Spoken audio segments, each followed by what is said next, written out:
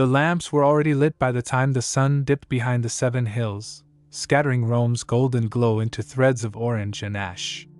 From the marble windows of the Palatine Hill, the city flickered like a slow-burning brazier, each breath of wind teasing smoke from the rooftops, each echo of a distant lyre string vibrating through the veins of empire. You could almost believe, standing in that twilight lull, that Rome was a thing of gods and poets. But peel back the perfume, and the stench of rot would greet you with a grin. In this Rome of cruelty gilded in civility, of murder wrapped in silken ribbons, power never whispered. It sang. Loudly. Often off-key. And nowhere did it sing louder than in the domed chambers of Emperor Nero Claudius Caesar Augustus Germanicus. It was there, nestled between columns carved with stolen gods and cushions dyed in the blood of mollusks, that the boy first caught Nero's eye. His name, at the time, was Sporus. A quiet thing. A shadow with the voice of a bell. Barely 14, some whispered. No family worth engraving. Skin like fresh milk. Lashes long enough to cast doubt on reality. He had been brought to perform. That was all. A whim of entertainment, arranged by one of Nero's ever-circling favorites. Some Greek piece, tragic, as was the trend. Something about lost love and divine vengeance. And Sporus sang. Not with power, but with something more dangerous, vulnerability. It curled through the air like incense, soft and clinging, and it made something shift in Nero's chest, not quite heart, not quite hunger. He did not blink once during the boy's performance. His fingers, ring-heavy and restless, tightened around the stem of his wine goblet until the red liquid kissed the rim like a smirk. That night, Nero did not sleep. He paced the vast garden corridors like a restless animal, bare-chested and mumbling lines of his own poetry to himself. The kind of poetry that tasted of roses and iron. Somewhere in the spaces between words, a plan began to bloom. A plan as terrible as it was tender. He would make her live again. Poppaea Sabina, his second wife, his great love, his muse and mirror, had been dead for nearly a year, and yet she never truly left the palace. Her perfume still lingered in the bedchambers. Her pearls still sat in bowls like peeled moons. Her voice, sharp and amused, sometimes echoed through the corridors late at night when the wind curled just right. And Nero missed her, in the only way men like him can miss, with obsession, with fury, and with the kind of nostalgia that rots at the center. Poppaea had died, they said, while pregnant. Too delicate for the burden of imperial fruit. But behind the veil of official lies was another tale, a quieter one. That he had struck her, mid-rage, over something trivial. A comment about his singing, perhaps. Or his weight. Or his mother. The reasons changed depending on the teller. But the end result was the same. She had collapsed, and she had bled, and she had died. And Rome had looked away. For a time. Sporus was brought to the palace 3 days after the performance. Not with ceremony, but with quiet instruction. He is to be cleaned, the eunuchs were told. Perfumed. Bathed in milk and scrubbed with pumice until he shines like ivory. There were no explanations. Only a soft humming of inevitability. He was not afraid. Not yet. He had been chosen, after all. And to be chosen by the emperor was something. Was it not? His feet sunk into mosaic floors that depicted legends he'd only half heard. Achilles in drag. Aeneas carrying his father. Mars and Venus mid-affair. Stories as old as myth and just as distorted. He was led past silent guards in wolfskin cloaks, past fountains that hissed the names of forgotten emperors, into the lair of the lion. And there, reclined like a parody of divinity, was Nero. Shirtless, sweat-damp, his curls held in place with a diadem of emeralds. A lyre rested beside him, and the sour scent of myrrh laced the air like smog. "You have her eyes," he said. Sporus bowed. "Do you know who she was?" "Yes, Dominus." "Say her name." "Poppaea." Nero smiled. And there was something sharp in that smile, something that could bleed. "You will become her." What does one say to that? There are moments in history that unspool with such grotesque elegance that they almost become myth. This was one of them. It is tempting to think Sporus screamed, fought, ran. But he did none of those things. He stood, as he had been trained to stand, and nodded. Because what else could he do? To refuse was death. To resist was madness. And besides, there was something intoxicating about the weight of the emperor's gaze. It promised elevation, adoration, immortality. He did not know then what it would cost. The first days were like a dream. A strange, feathered dream where he was fed from golden plates and fitted with silks so fine they whispered. His body was scrubbed, perfumed, anointed. He was taught how to walk, not as a boy, but as an empress. Every gesture rehearsed. Every breath sculpted. And when he passed a mirror, he scarcely recognized the creature in the glass. Slender, soft, glimmering with oils. Painted lips and kohl-rimmed eyes. Poppaea reborn. Nero watched the transformation with ravenous awe. She has returned, he whispered to no one. The gods are kind to me. The operation was suggested in passing. A thing whispered between physicians, behind silken curtains. The emperor wants no confusion. The emperor wants his bride. There was no consent. Only silence. Sporus was led to a room with low ceilings and a faint smell of metal. He was made to drink wine steeped in poppy seeds. The rest is blurred. A heat. A pain. A scream swallowed into cotton. When he woke, the world had shifted. He would never be a boy again. Rome did not flinch. Rome had seen worse. This was, after all, the same city that fed prisoners to lions at noon and poets to politics by dusk. The marriage was announced with garlands and flutes. Sporus, now draped in Poppaea's bridal veil, was paraded through the forum like a relic. The people gawked. Some laughed. Others whispered prayers. But no one dared protest. Not when Nero's madness came dressed in divine justification. The ceremony was grotesque in its beauty. Torchlight. Petals. A bridal procession lit by the moon. Nero kissed him as crowds roared. He wept openly, declaring that the gods had returned his beloved. And Sporus, silent, pale, swaddled in silk, stood beside him like a statue that had forgotten how to break. Behind the heavy doors of the palace, the performances continued. Not on stage. In private. Nero would recite love poems by candlelight. He would trace the edge of Sporus's face with trembling fingers. Sometimes, he would scream Poppaea's name in the dark, then curl against Sporus's side, shivering. There were gifts. Always gifts. Emeralds. Rings.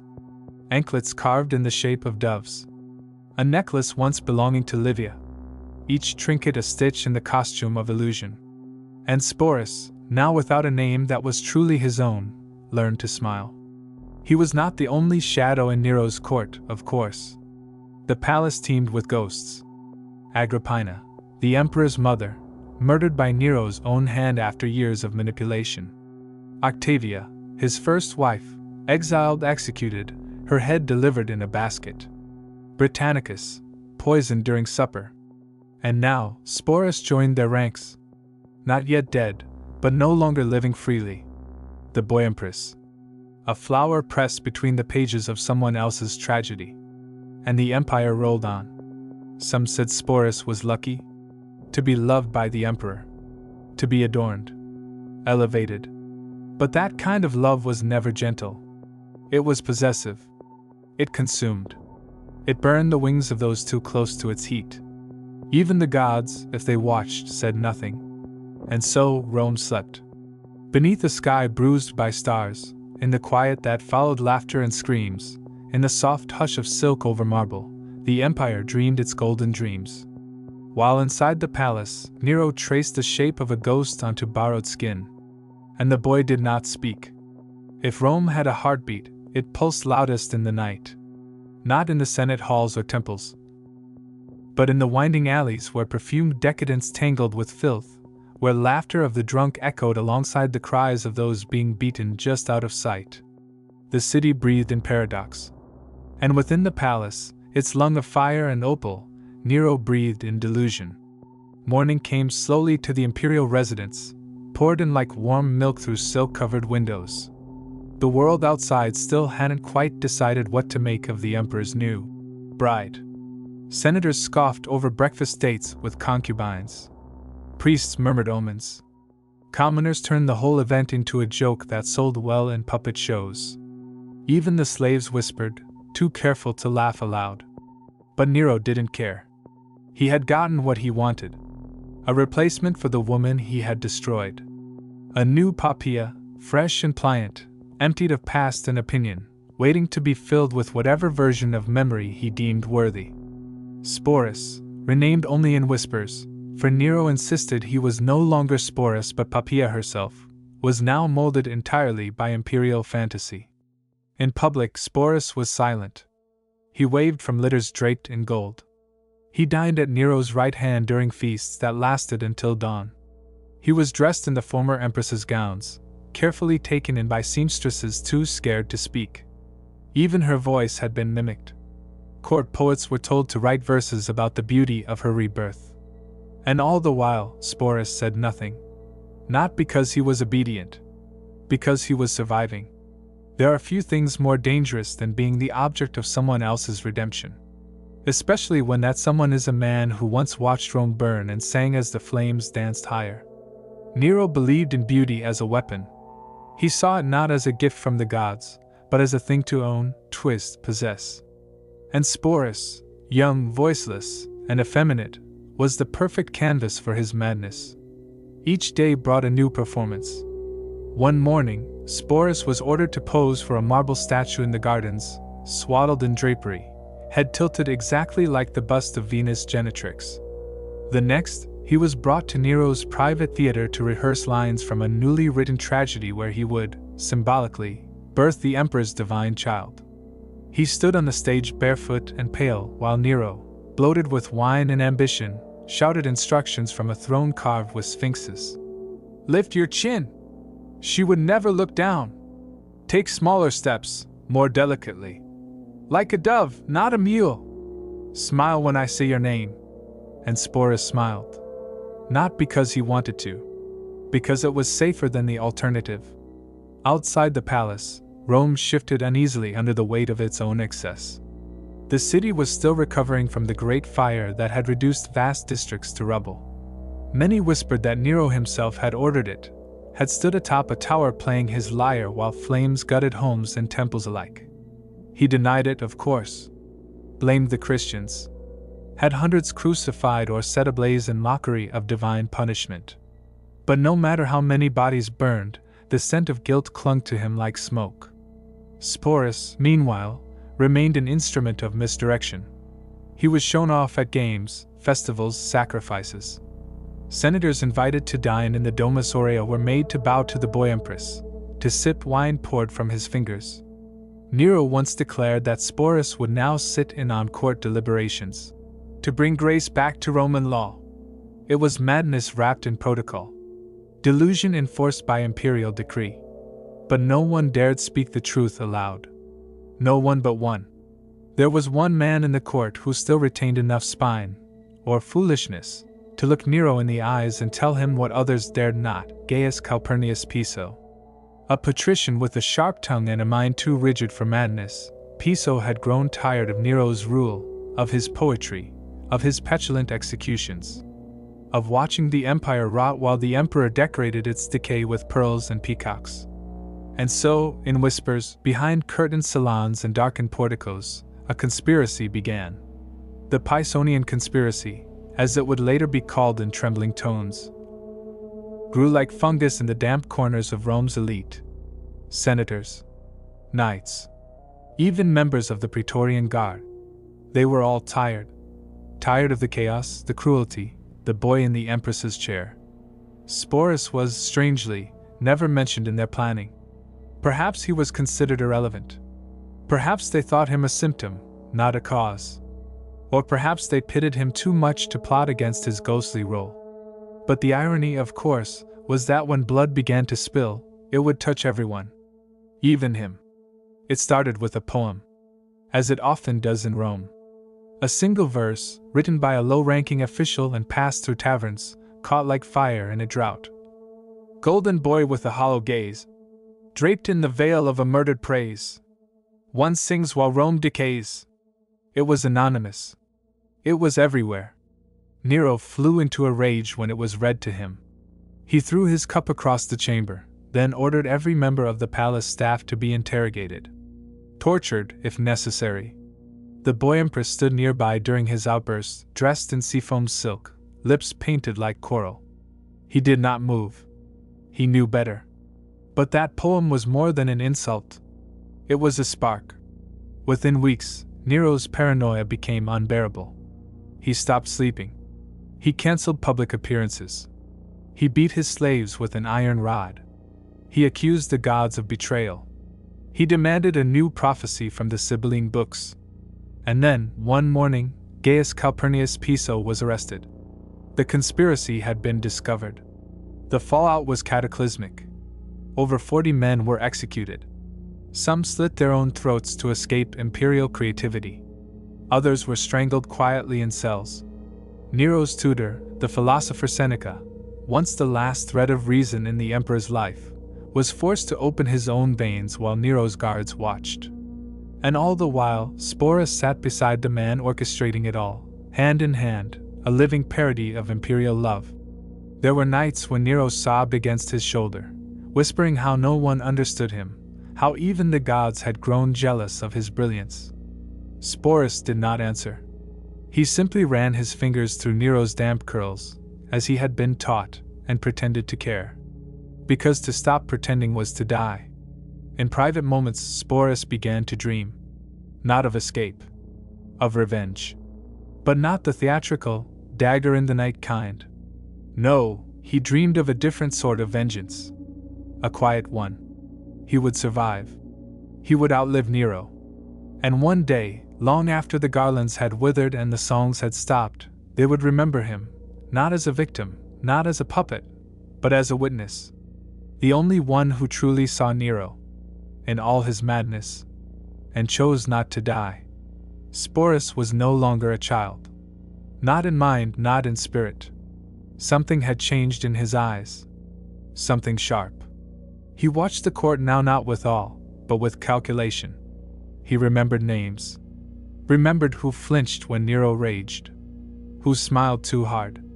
Who trembled before the boy empress with pity and fear. He kept it all inside. Like a ledger. And the days turned. One evening, Nero ordered a reenactment of the rape of Persephone.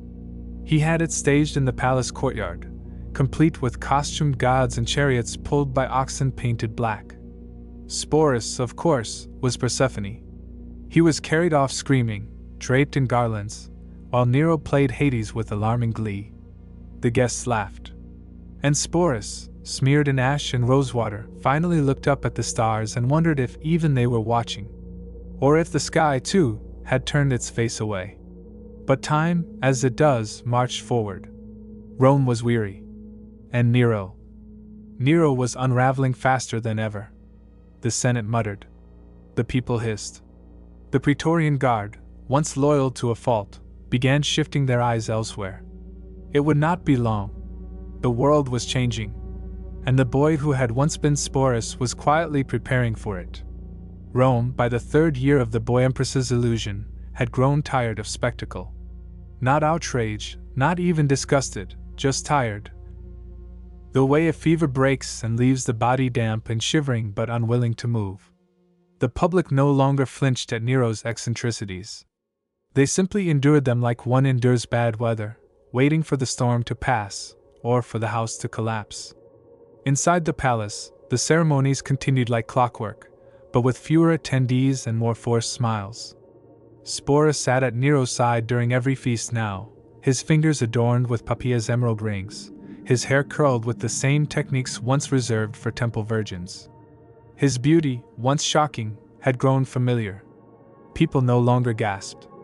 They glanced, looked away, as if they too had begun to forget the line between the living and the remembered.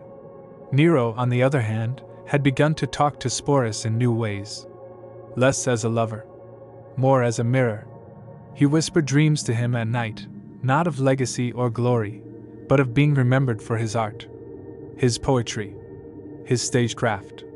He no longer spoke of Rome as something to rule, but as something that had failed to deserve him.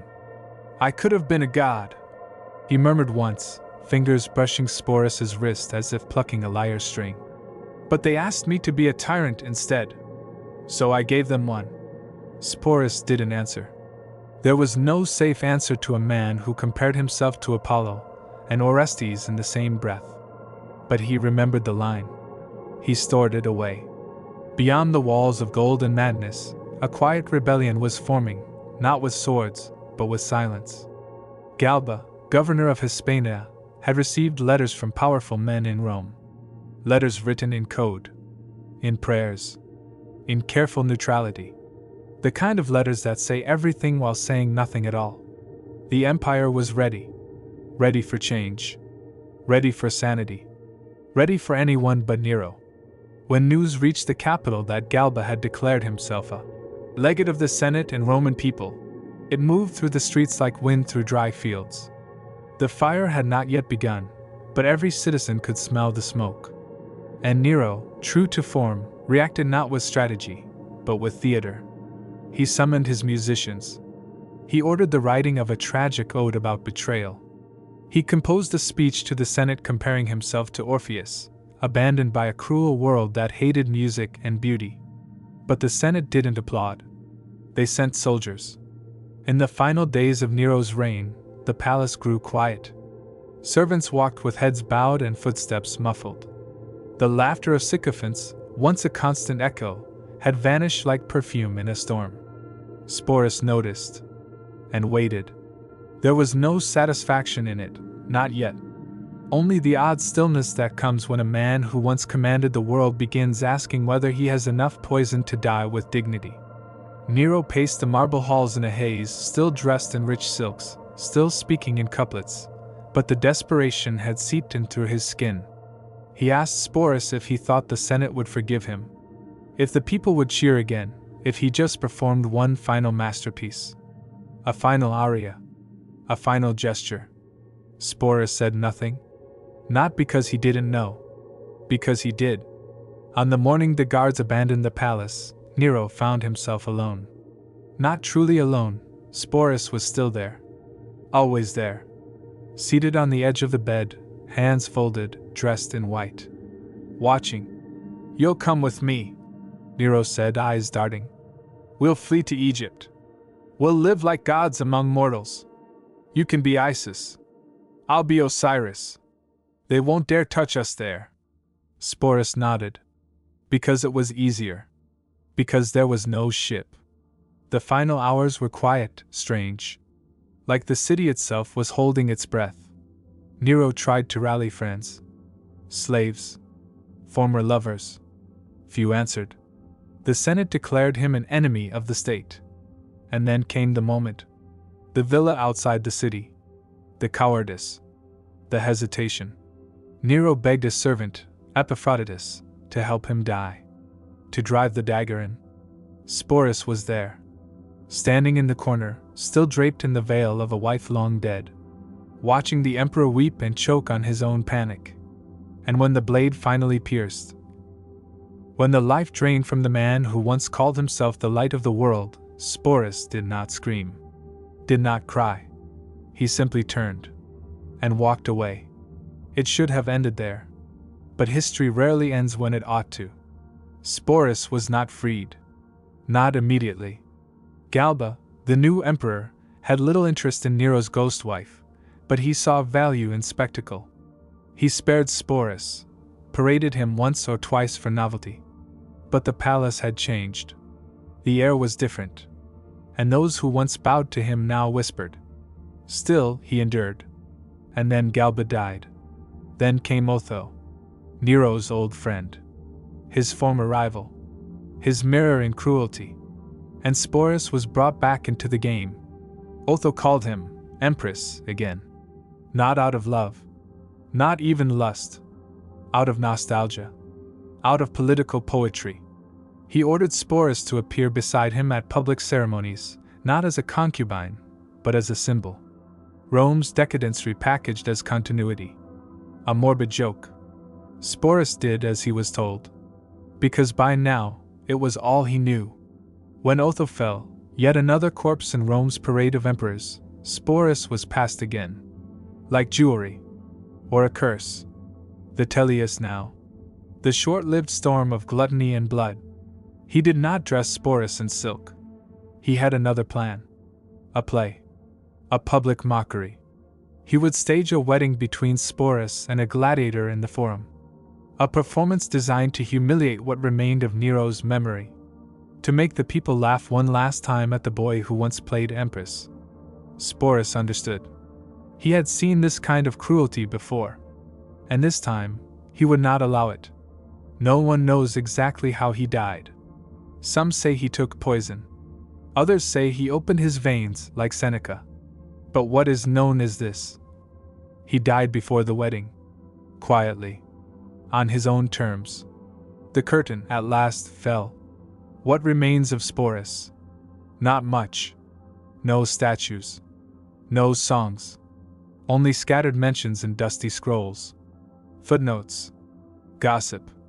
A boy turned bride. A victim turned symbol. A life bent so fully to the shape of another's grief that its own story nearly vanished. Nearly. But not quite. Because now, centuries later, we still speak his name. Quietly. Like a prayer. Like a warning. History doesn't often ask what became of the silent ones. The loud, the bloody, the triumphant, they get statues and scrolls and schoolchildren repeating their names. But those who survived inside palaces with their mouths sewn shut by fear? Those who played roles written for them by men drunk on divinity? Their names are lost in the cracks of stone floors and the footnotes of dusty treatises. Sporus was nearly one of them. But every few centuries, someone bends down far enough to notice the outline of his shadow. Let us bend. After Sporus's death, Rome didn't pause. It didn't mourn. It barely blinked. The empire was mid-tailspin, tripping over itself with civil wars and emperors rising and falling like dice. Within a single year, 69 C, 4 different men claimed the purple robe. Galba, Otho, Vitellius, and finally Vespasian. The year of the 4 emperors, as it would come to be known. But to Sporus, it was the year of the noose tightening. In another life, perhaps in a saner city, he might have lived out his days quietly. Slipped into anonymity. Married a fisherman. Kept a garden. But this was Rome. And Rome doesn't let its living symbols go quietly. Vitellius, a bloated man whose appetites outpaced even Nero's, was not known for subtlety. His idea of policy was whatever made the people cheer and his wine cup overflow. He saw in Sporus an opportunity, not for cruelty's sake necessarily, but for entertainment. And in a city addicted to spectacle, entertainment was a form of power. The idea was this: a mock wedding. A farce performed in the Forum. Sporus, dressed once again in bridal garments, would be forced to marry a gladiator, likely a man picked less for charm and more for bulk. The crowd would laugh. They would remember Nero. They would laugh louder. And Vitellius would bask in the glow of a people too drunk on mockery to notice the walls crumbling around them. This was the fate that loomed before Sporus in his final days. And for the first time since his youth, he made a choice. Let's pause there, not for sentiment, but to understand something rarely spoken in the breathless pace of Roman histories. To end one's life in Rome wasn't always an act of despair. Sometimes it was the final, trembling refusal. Sometimes it was the only control left to grasp. And Sporus, castrated, renamed, performed, violated, and paraded, chose not to play the clown in one more man's delusion. He slipped away before the performance. Some say it was poison, hidden in a fig. Others whisper it was a blade, silent and sure. One account, half believed, claims he walked into the Tiber, dressed in silk, and let the river do the rest. Whatever the truth, one thing is clear. He chose not to die laughing. Now, imagine the silence that followed. Not the cities. Rome roared and writhed as always. but the silence in the hearts of those who remembered him. The courtiers, the musicians, the poets, the slaves. The young boys now entering the palace as entertainers, following a path lined by petals and ash. Sporus became a ghost in whispers. A cautionary tale told not by parents, but by palace servants over chamber pots and candlelight. Don't draw the emperor's eye, they warned. Don't be too pretty. Don't sing too well. Don't become indispensable. Rome eventually moved on, of course. Empires always do. Statues were toppled. New ones erected. Nero's name was scratched off monuments, then chiseled back on a generation later when nostalgia overtook memory. His Domus Aurea, the Golden House, was stripped of jewels and turned into public baths. His poetry, bad as it was preserved in private collections by those too cowardly to admit they missed him. But of Sporus? Nothing. Not a statue. Not a poem. Not even a grave. Only the empty space he left behind. The pause between verses. The shape of an absence. Let us now return to the boy, before the veil, before the pain. Sporus, unnamed and untouched by history, was likely born in a modest home. Perhaps near the Subura, where life was loud, dirty, and real. His mother may have washed clothes for upper-class matrons. His father, a soldier? A mason? No records tell us. But he was someone once. He ran barefoot through dusty streets. Watched cats slink across rooftops. Laughed at mimes in the marketplace. His voice, they say, was pure, a bell struck in spring air. That was what first caught the attention of his captors. His voice. He did not know that beauty in Rome was a curse. There's a strange poetry in that, isn't there? That in a city which worshipped Venus and Apollo, to resemble them too closely was to invite ruin. Men could paint the gods, sculpt them, write about them. But to become them, to be made into them by someone else's grief, someone else's ego, was to be consumed. Nero believed himself an artist. A genius. A reincarnation of Orpheus. And in Sporus, he believed he had found clay to mold. He did not love the boy. He loved the echo of a woman he destroyed. He loved his own image in the reflection of Sporus's eyes. What does that do to a person? To live only as someone else's memory? To wear a name that is not your own? To be kissed with lips that cry another name? It is violence masquerading as intimacy. It is death performed nightly under candlelight. And yet, Sporus endured it longer than anyone expected. He outlived Nero. He outlived Galba. He outlived Otho. He died only when the world demanded one last performance, and he finally said no. That no, even whispered, reverberates through time louder than all of Nero's screams. So now we must ask, what would justice look like? Not in Rome's terms. Rome had no use for justice, only convenience. But in ours, perhaps justice is simply remembrance. Not of the emperors, but of those they bent.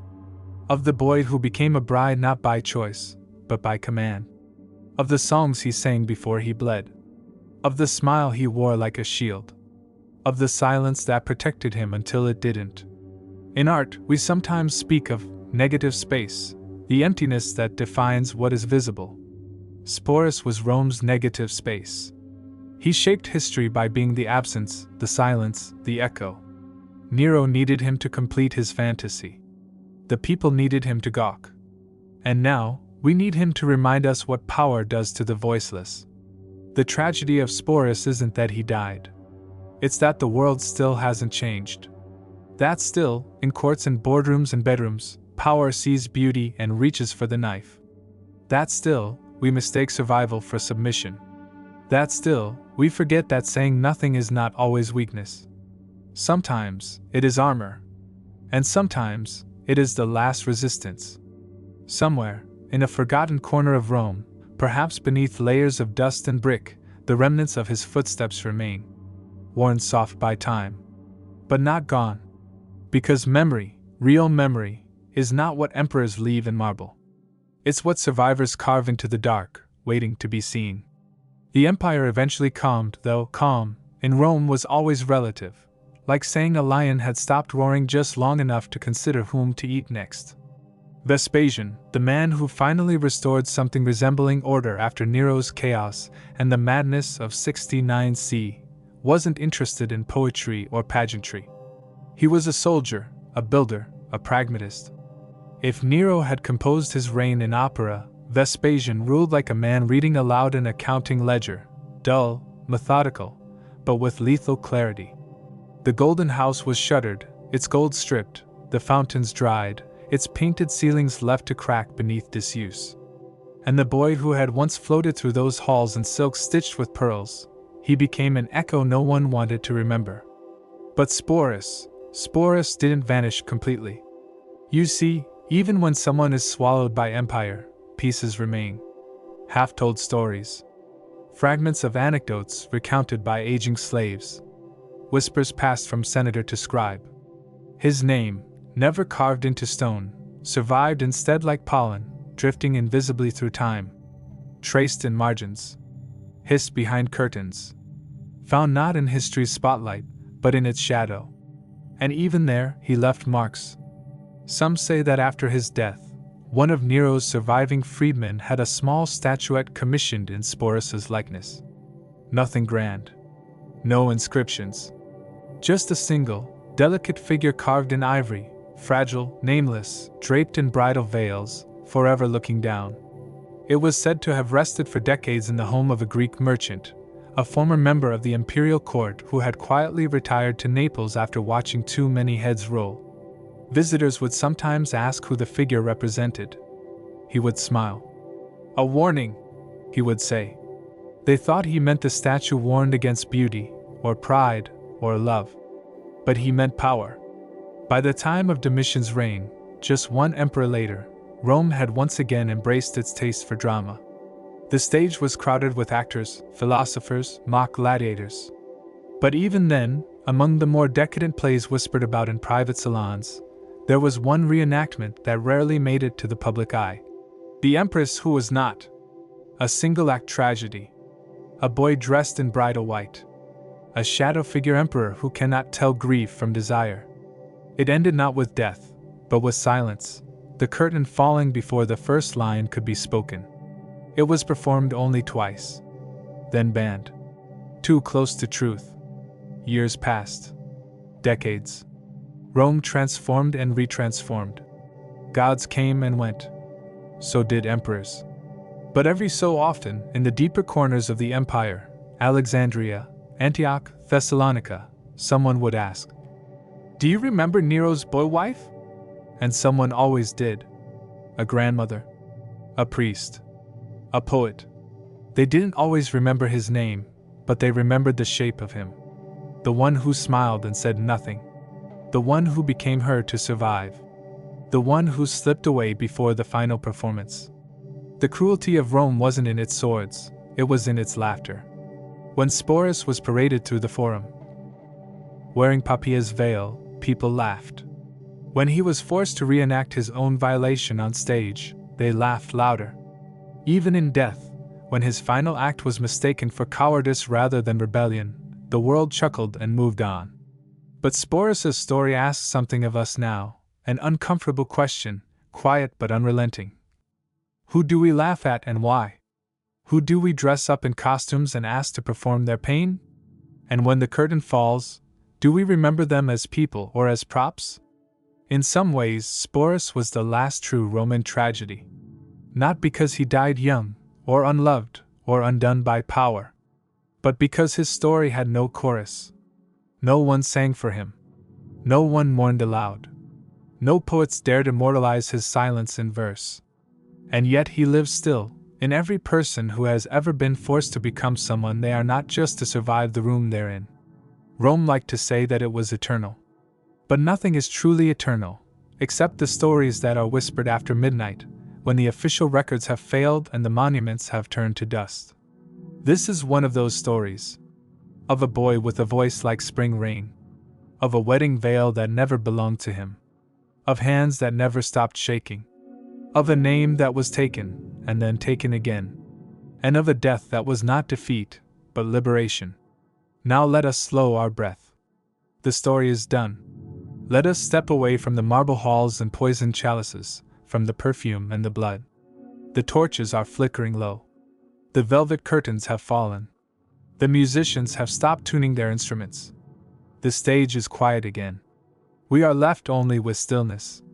The soft hush of memory settling like ash over a city that once burned in the name of love, or grief, or godhood, or perhaps just madness. There is a peace in the silence, a knowing that while emperors may rise and fall, while power may twist itself into endless masks, the soul beneath, the one forced to dance, to smile, to kneel, will always remain, waiting to be seen. And now, we have seen him. Let us leave the lights dimmed. Let the boy rest. At last. After Sporus was gone, truly gone, not just renamed or reshaped or repurposed, Rome continued without him, as empires tend to do. It would take another 100 years before the last of the Julio-Claudian blood vanished from imperial memory entirely. Another century still before Nero's name, once spoken with forced reverence or desperate affection, became more caricature than caution. But somewhere within that monstrous archive of marble and myth, Sporus remained like a stain on silk, subtle, persistent, indelible. He was never meant to be remembered. And yet here he is. In the following years, as Rome convulsed through war, fire, and rebirth, through emperors who were stoic, brilliant, barbaric, insane, those few who remembered Sporus did so quietly. In corners. In soft songs. In diary margins, where monks and scribes debated whether he had truly existed or if he was only a symbol conjured by guilt and gossip. Historians, ancient and modern, have struggled with him.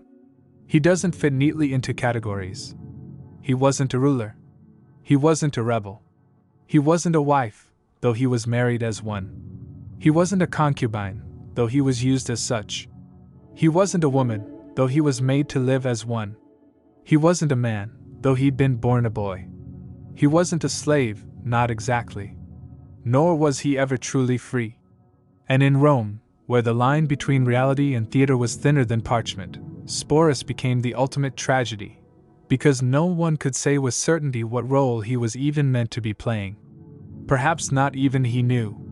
But let us take a moment to pull back, not just from Rome, but from time. To see him not as he was told to be, but as he might have been. A child. Singing in the courtyard. Watching sunlight flicker through laundry hung between tenements. Laughing with friends over stolen figs. Catching glimpses of himself in puddles and wondering who he was becoming. And later, sitting in silence under Nero's heavy gaze, his eyes dark and bottomless, the song in him coiled somewhere far out of reach. He had so many names. And none. Centuries later, long after the Roman Empire fell, fragments of Sporus's story would survive like broken glass scattered in different languages.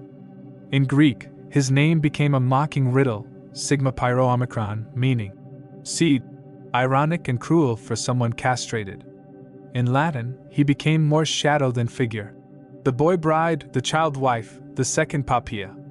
In medieval texts, where chroniclers wrestled with the boundaries of sin and gender and sorrow, Sporus occasionally surfaced as a cautionary tale, a warning against vanity, against lust, against emperors who pretended to be gods. But there was always something different about how his name was written. Always a hesitation. A pause. A faint ache. As if the scribes couldn't quite bring themselves to mock him entirely. As if, despite the centuries of distance, they recognized the horror of what had been done to him. Even those who lived their lives carving truth into the bones of empire seemed to falter when they reached the boy in the bridal veil. In the modern age, historians began to rediscover him, not out of pity, but curiosity. The world had changed. Language had changed. We had new words now, words for gender, for trauma, for identity, for silence. And in these new words, Sporus suddenly had dimension. He became a case study. A symbol. An icon of imperial violence. A queer figure claimed by some. A tragic one mourned by others. He was dissected, reinterpreted, reframed. But in all of it, his voice remained missing, because he had never been allowed to speak freely in the first place. There is a particular kind of ache that lingers when you study someone like Sporus. It's the ache of recognition. The way we see him not only as a figure from the past but as something heartbreakingly current. As someone who could have been walking beside us. As someone we might have known. A person made to perform gender not for joy or identity, but for someone else's nostalgia.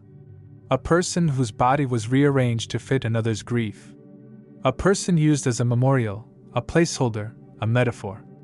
Not a life. A memory pretending to be one. And so we look for Sporus everywhere now. In art that doesn't know how to mourn. In opera that flirts with cruelty. In photographs of staged beauty that hide real pain. We find him in the quiet people. In the observers. In those who move through the world carefully, cautiously, always reading the room before speaking. We find him in every child told who they must become. And we find him, too, in those who have learned how to say no. Late, perhaps. Painfully. But with finality. There is one final irony to Sporus's story, one that Rome, for all its decadence, could never have predicted. In trying to make him into a myth, they succeeded. But not the myth they wanted. Nero tried to make him into Poppaea, a resurrected muse, a woman-shaped balm for a wound he refused to take responsibility for. But instead, Sporus became something more unsettling. A mirror. One that, once polished by time, reflects not just the sins of an emperor, but the entire world that let it happen. Let us linger here. Not out of sadness, but respect. Sporus deserves more than tragedy. He deserves breath. So, let us imagine the impossible. Let us imagine he had lived. Let us imagine a Rome where he escaped the palace. Changed his name. Grew old in the countryside. Found someone kind. Sang again. Let us imagine he wrote his own story. And that it sounded nothing like this one. But we know he didn't. He couldn't. So we write it now. For him. The ruins of Rome speak in tongues. Stones cracked by centuries of rain still whisper names that history tried to forget. Ivy claws through broken walls, the same way truth claws through silence. Somewhere beneath the rubble, beneath centuries of emperors, martyrs, saints, and tyrants, lies the dust of a boy named Sporus, ground into the marble he once walked barefoot. His story did not shape empires, not directly. It didn't spark a war, crown a ruler, or shift a senate. But it changed something deeper, more enduring. Something beneath the surface, like sediment pressed slowly into rock. Because Sporus didn't just survive Nero. He became the story that Nero couldn't kill. To understand that fully, we must leave the palace for a while. Leave the velvet robes, the laurel crowns, the roaring crowds. We must go into the smaller rooms. The kitchens. The servants' quarters. The cellars, where laughter was hushed and memory lived in quiet repetition. Sporus was remembered not by senators, but by the slaves who bathed him. By the stylists who combed his hair into Poppaea's curls, even when their hands trembled. By the flute player who watched him cry without sound during Nero's performances. By the seamstress who stitched the wedding veil with trembling fingers and prayed under her breath as she worked. They remembered. And they told others. Not in defiance, but in care. In these quieter tellings, Sporus wasn't only a victim. He wasn't only a boy in a dress. He wasn't only the punchline to Nero's decline. He was something else entirely. He was a symbol of endurance in the face of theatrical power. A body that refused, over and over, to be erased. Even when they changed his name. Even when they changed his gender. Even when they changed his story. The name, Sporus, may have started as mockery, a cruel joke, a jab at the body he'd lost, but it ended differently. Over time, in scattered letters and marginalia, the name began to shift. By the 4th century, in the writings of ascetic monks and political commentators, Sporus appears not as a slur, but as a symbol. A sign of the empire's excess, yes, but also of its guilt. Of its shame. Of its broken legacy. He was made into a wife, wrote one scribe. Because Rome could not face the woman it had destroyed. They were speaking of Poppaea, but the truth curled beneath like a vine, they meant him. And yet, even as his image began to soften in the rearview of history, no monument rose in his name. No column. No shrine. Rome did not do that for the broken. But Sporus does not need a statue. He is carved instead in the softest places, the imagination, the uneasy conscience, the shared understanding that silence can scream when you know how to listen. Let us return again to that wedding. Not the one with Nero. The second one. The one planned by Vitellius. The final humiliation. A gladiator. A forum full of jeering citizens. The boy in a bridal veil. It never happened. Sporus took his life before it could. But what if it had? What if he had been forced to walk through that square one last time? Would we remember him differently? Would we see that moment, the performance meant to mock him, as the final blow? Or would we recognize something else? That by refusing it, he rewrote the ending. He denied them the laugh. He denied them the last act. And in doing so, he reminded us all that even the most voiceless among us can choose when the story ends. But let's be honest, Sporus should never have had to be brave. He should have lived a quiet, forgettable life. He should have married who he chose, or no one at all. He should have kept his voice. He should have laughed for himself. He should have grown old. And instead, history only gave him ashes. Still, ashes remember. There's something sacred in that. In the way his story lingers, not as a myth, not as a scandal, but as a memory held gently by those who know what it's like to be reshaped by another's desire. In classrooms, some teachers now whisper his name when they speak of Roman cruelty. In libraries, his story hides inside footnotes of gender theory and imperial violence. In the quiet galleries of modern art, a few strange, haunting portraits hang, figures of ambiguous gender, wrapped in veils, staring out with eyes too tired for their age. And in them we see him. Not a bride. Not a boy. Not a plaything. A person. And when we ask, now, what Rome was, we must count him among its casualties. Not because he ruled. Not because he rebelled. But because he was remade. Again and again. Until finally, he said no. There is something holy in the refusal. Not dramatic, not violent, just final. To take back your body. To take back your story. Even if it means disappearing. Even if no one claps. Even if the curtain falls with no applause. History rarely knows what to do with people like Sporus. He breaks its categories. He unsettles its timelines. He refuses to die on cue. But maybe that's what makes his legacy matter. Maybe it's not the emperors we should be naming streets after.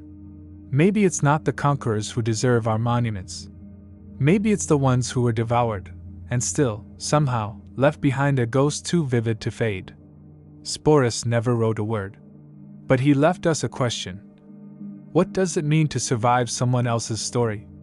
Let that question echo. Let it follow us out of the palace, through the marble ruins, past the broken amphorae and crumbling pillars. Let it accompany us into our own age, where different names and different costumes still carry the same weight. Let it whisper to the performers still smiling through clenched teeth, to the ones dressed for someone else's grief, to the ones who have not yet spoken their no. Sporus is gone, but the silence he left behind has teeth, and it's still biting. At the edge of memory, where history dissolves into myth, where the past loses its dates and names and becomes feeling, Sporus lingers like the last note of a song that no longer has words. His story does not conclude, because it never truly began on his own terms. It was interrupted, overwritten, rehearsed for him by men who believed themselves gods. His voice, smothered in silk and command, was repurposed to echo someone else's grief, someone else's madness, someone else's love dressed up as ruin. But now, finally, we write for him. Not for Nero. Not for Rome. But for Sporus. Let us say this clearly. He was not a symbol. He was not a metaphor for the empire's decline. Not a warning etched in bridal white. not an allegory for gender or victimhood or political decadence. He was a person. A breathing, weeping, laughing, bleeding person. He had fears, appetites, jokes. He must have had favorite songs, favorite foods, days he loved, places he hated. And for a short, unspeakably cruel span of years, Rome forgot that. We did too. But remembering him now, clearly, fully, is a kind of justice. A very late justice. But justice nonetheless. Rome, for all its glittering cruelty, never had the tools to understand someone like Sporus. Its language was made for conquest, not care. It knew how to deify emperors and destroy traitors, but not how to make space for the wounded. It could burn cities for love, but not make peace with loss. So it tried to make Sporus into something it could understand. A wife. A muse. A joke. A ghost. But he slipped between those roles like water through fingers. Not because he was evasive, but because they never truly saw him. Only what they needed from him. Now we, in a different world and a different tongue, can see a little more clearly. We see the boy, nameless and free, before the palaces and poems.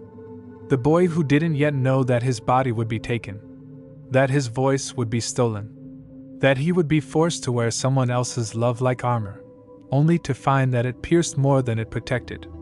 We see him in the quiet corners of the past. We see him in ourselves. Somewhere in the early twilight of the modern world, centuries after the last emperor fell, a collection of Roman biographies was unearthed by scholars dusting the shelves of neglected monasteries. Among them was a version of Suetonius' Lives of the Caesars, marginally annotated in an unfamiliar hand, next to Nero's chapter. Beside the brief and scathing mention of Sporus, one line was circled in faded ink, and scrawled beside it, in Latin, were 4 words. Non oblitus sum illum. I have not forgotten him. We don't know who wrote it. A monk, perhaps. A scholar. A former slave whose ancestors carried Rome on their backs. But someone remembered. And that is how resistance begins. Not in revolt, but in remembrance. The Domus Aurea, Nero's palace of gold, is mostly gone now. Crumbled. Filled with dust. Parts of it survive, buried under parks and buildings. Tourists walk above it unaware. The ceilings, once studded with stars, are dark and damp. But every so often, someone descends into those shadows. A scholar. An archaeologist. A wanderer. And in that quiet, amid the dripping silence and ancient walls, perhaps they think, not of Nero, not of power, but of the small figure who once walked barefoot across that marble. Draped in veils not his own. Smiling because he had no choice. Carrying the weight of a memory that was never his to bear. And maybe, just maybe, those visitors whisper something to the dark. Not for Sporus to hear, but for themselves. Because we all carry someone else's name at times. We all perform, survive, pretend. And we all hope that, someday, someone will see us clearly. There is no grave for Sporus. No epitaph. No urn. But he does not need one. Because his story lives now in our remembering. It lives in every child taught to resist the shape someone else tried to carve into them. It lives in every person who learns, slowly and painfully, how to say, "This is not who I am." It lives in every silence reclaimed. In every performance refused. In every no that echoes like thunder. And now we must leave him. Not abandoned, but honored. Let us not mourn with tears. He had enough of those in life. Let us mourn with truth. With patience. With unflinching attention. And with the vow that when we tell his story, we do so gently. Not as spectacle. Not as scandal. But as testament. Let the torches burn low now. Let the amphitheaters grow quiet. Let the streets of Rome, bloody and beautiful, fade behind us like smoke on the Tiber. The curtains have long since fallen. The audience has gone home.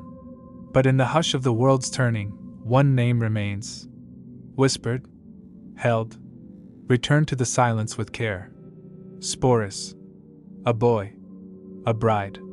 A shadow. A person. At last at peace,